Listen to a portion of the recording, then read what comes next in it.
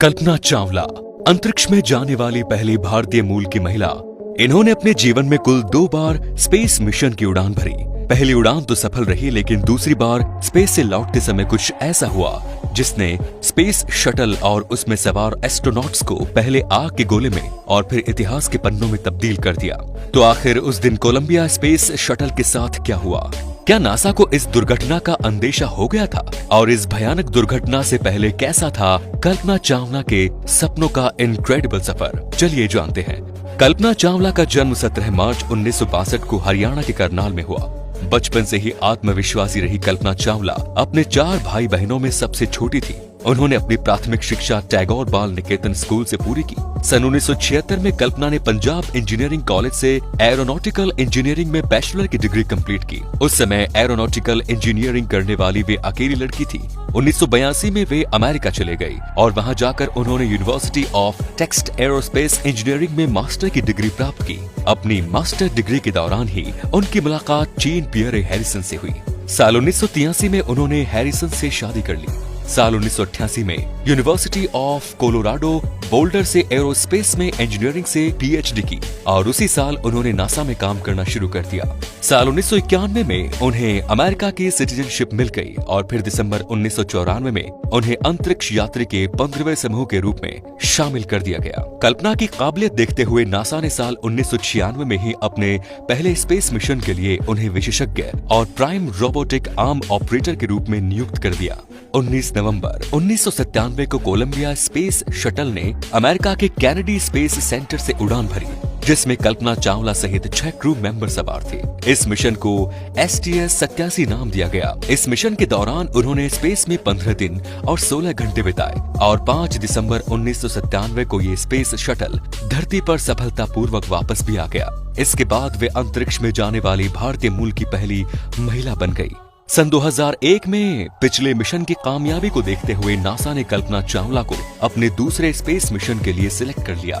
इस मिशन को STS-107 नाम दिया गया, लेकिन कोलंबिया स्पेस शटल में आ रही बार खराबी को देखते हुए ये मिशन लगभग 18 बार अपनी लॉन्च डेट से आगे बढ़ता रहा। 2 साल तक स्पेस शटल की तमाम खराबियों को ठीक करने के बाद फाइनली 16 जनवरी 2003 को कोलंबिया स्पेस शटल ने फ्लोरिडा के कैनेडी स्पेस सेंटर से अपनी 28वीं और आखिरी उड़ान भरी। अपने मिशन के दौरान पूरे 15 दिन 22 घंटे और 20 मिनट तक स्पेस में रहने के बाद 1 फरवरी 2003 को जब यह शटल धरती के वायुमंडल की तरफ बढ़ रहा था कि तभी अचानक स्पेस शटल में सवार एस्ट्रोनॉट्स को एक जोरदार झटका लगा और फिर उन्हें सांस लेने में दिक्कत होने लगी। वे कुछ समझ पाते इससे पहले ही हवा के दबाव के कारण उनकी सांसें रुक गई।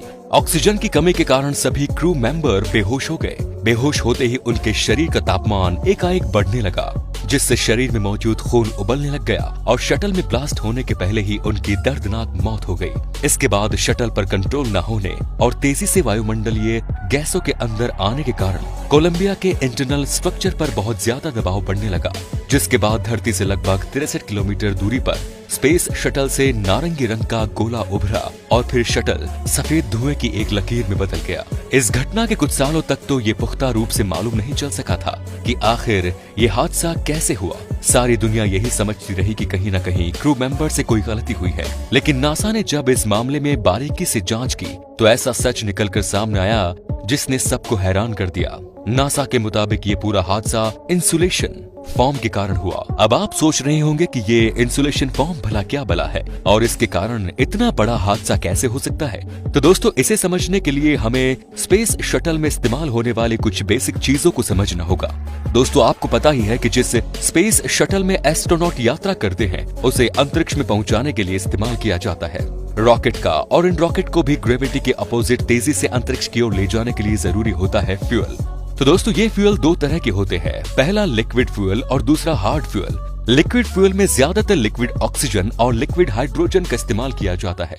ये दोनों ही ईंधन बहुत कम तापमान में तरल रूप में होते हैं, इसलिए इन्हें कम तापमान को मेंटेन करने के लिए इस पूरे फ्यूल टैंक को अंदर और बाहर दोनों तरफ से इंसुलेशन फॉर्म में कवर किया जाता है, ताकि बाहर की हीट इस फ्यूल के अंदर आ ना सके।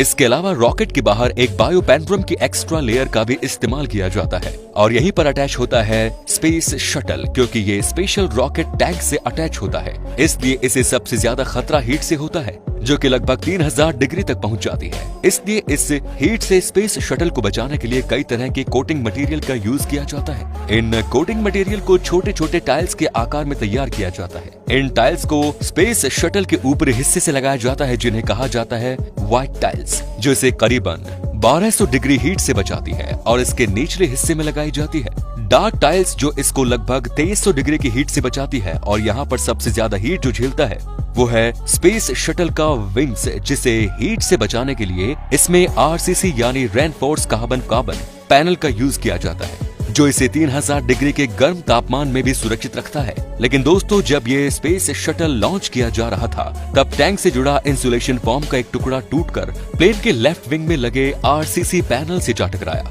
जिसके कारण स्पेस शटल में विंग में लगभग 10 इंच गहरा छेद हो गया। और किसी ने ये सोचा भी नहीं होगा कि इंसुलेशन फॉर्म का ये छोटा सा टुकड़ा प्लेन के विंग को इतना ज्यादा नुकसान पहुंचा देगा कि जब यह स्पेस शटल धरती पर वापस आएगा, तब यह हवा के दबाव को झेल नहीं पाएगा, जिसके कारण सारी हीट इसके अंदर चली जाएगी और ये भयानक हादसे का शिकार हो जाएगा।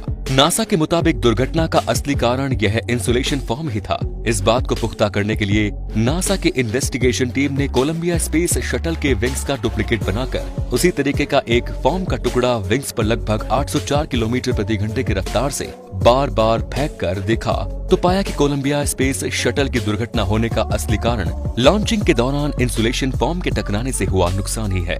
इस हादसे के 10 साल बाद जनवरी 17, 2013 को कोलंबिया के प्रोग्राम मैनेजर वैन हेल ने एक अपने ब्लॉग में खुलासा किया कि लॉन्चिंग के दौरान इस फॉर्म की टूटने वाली घटना को नासा की MMT यानी मिशन मैनेजमेंट टीम ने देख लिया था और नासा इस बात को पक्के तौर पर समझ चुका था कि कोलंबिया स्पेस शटल के सभी क्रू मेंबर धरती पर सुरक्षित नहीं लौटेंगे। लेकिन फिर भी नासा ने ये बात अपने सभी क्रू मेंबर से छुपाई और उन्हें मरने के लिए छोड़ दिया। हालांकि कुछ लोगों का मानना है कि नासा यह अनुमान नहीं लगा सका था कि स्पेस शटल को कितना नुकसान हुआ है। वहीं कुछ वैज्ञानिकों का यह भी कहना है कि यदि यह जानकारी स्पेस शटल में बैठे एस्ट्रोनॉट तक भी पहुंच जाती तो भी वह कुछ नहीं कर सकते थे। इसके अलावा यह एक तर्क ये भी दिया जा रहा है कि नासा के रिसर्चर्स ये नहीं चाहते थे कि मिशन पर गए क्रू मेंबर ये सुनकर घबरा जाएं और अपनी जिंदगी के कुछ आखिरी दिन ये सोचकर जिएं कि हम बहुत जल्द मरने वाले हैं। इसलिए शायद कुछ ऐसा ही सोचकर नासा ने यह मुश्किल भरा डिसीजन लिया हो। कोलंबिया अंतरिक्ष यान के मलबे के बिखरने के बाद अंतरिक्ष के दीवाने अंतरिक्ष में ही हमेशा के लिए सितारों में ही कहीं खो गए। 5 फरवरी 2003 को भारत सरकार ने उनके अभूतपूर्व योगदान को देखते हुए ये घोषणा की कि इसरो मौसम संबंधी जितने भी उपग्रह स्पेस में भेजेगी उसके नाम कल्पना की याद में कल्पना सैटेलाइट होंगे। इसके अलावा कल्पना चावला, छात्रवती और बहुत सी अन्य चीजों में कल्पना चावला का नाम रखा गया। यहाँ तक कि नासा ने कल्पना चावला के सम्मान में एक सुपर कंप्यूटर और मंगल ग्रह पर एक पहाड़ी का नाम भी कल्पना के नाम पर ही रखा है। ये थी कहानी कल्पना चावला की, जिसके मन में आकाश के असीमित ऊंचाइयों, ग्रहों और टिमटिमाते तारों को छूने की अदम्य इच्छा थी। आज वो कल्पना सितारों में कहीं खो गई, जिसकी प्रेरणा अनगिनत लोगों को चमकता हुआ सितारा बनने की राह दिखाती रहेगी। तो दोस्तों, कैसा लगा आज का ये वीडियो हमें कमेंट्स में जरूर बताएं। वीडियो पसंद आया हो तो लाइक करें और वीडियो को ज्यादा से ज्यादा शेयर करें। और हाँ, अपने इस फेसबुक पेज को फॉलो करना ना भूलें, ताकि आने वाले हर इंटरेस्टिंग और मजेदार वीडियो की जानकारी आपको मिल सके। अगले नए एपिसोड में, तब तक हमें दीजिए इजाजत। धन्यवाद।